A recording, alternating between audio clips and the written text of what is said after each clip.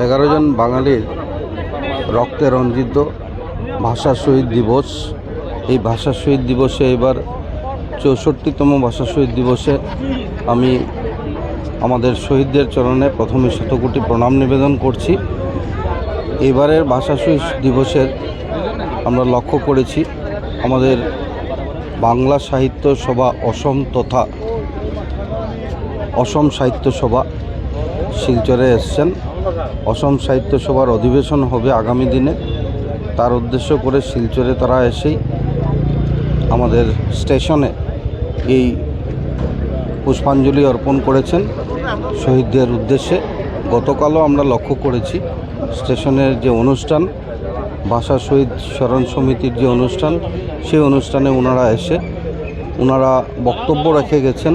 পরিষ্কারভাবে আমাদের অসম সাহিত্য সভার সভাপতি মহোদয় বলে গেছেন যে নিজের ভাষাকে যদি সম্মান করা যায় তাহলেই অন্যের ভাষাকে সম্মান করা যায়। আর অসম সাহিত্য সভা সহ বাংলা সাহিত্য সভা অসম তারা উদ্যোগ নেবেন যে আমাদের এই এতদিনের পুরনো সংগ্রাম ভাষা শহীদ স্টেশন, এই ভাষা শহীদ স্টেশন নামকরণের জন্য ওনারা উদ্যোগ নিয়ে এই কাজকে এগিয়ে নিয়ে যাবেন, এই কথা উনি বলেছেন। আমি ভাবি যে এটা একটা ঐতিহাসিক কথা। আর আমার মনে হয় যে এত অঞ্চলের বহু ভাষাভাষী মানুষ যারা রয়েছেন সকলে মিলে আমাদের যে এই দীর্ঘদিনের যে বাসনা, এই বাসনা পূর্ণ হবে। আর তার মধ্য দিয়ে আমাদের এই 11 জন শহীদের আত্মার সদ্গতি হবে, এটাই আজকের দিনে কাম্য। আর দেখুন, যেটা আমরা জানি যে ভারত সরকার, ভারতীয় জনতা পার্টি নেতৃত্বাধীন ভারত সরকার সেটার এনওসি দিয়েছে।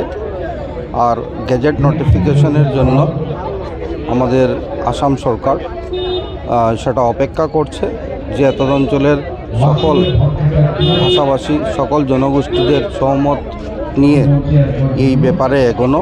তো আমি মনে করি যে অসম সাহিত্য সভা আসাম শিলচরে এসে যে উক্তি করে গেছেন একটা বড় মন নিয়ে, সেটা অত্যন্ত ঐতিহাসিক ব্যাপার। প্রথমবারের মতো আমরা লক্ষ্য করেছি। আমি তাদের চরণে আমি প্রণাম নিবেদন করছি, সভাপতির চরণে।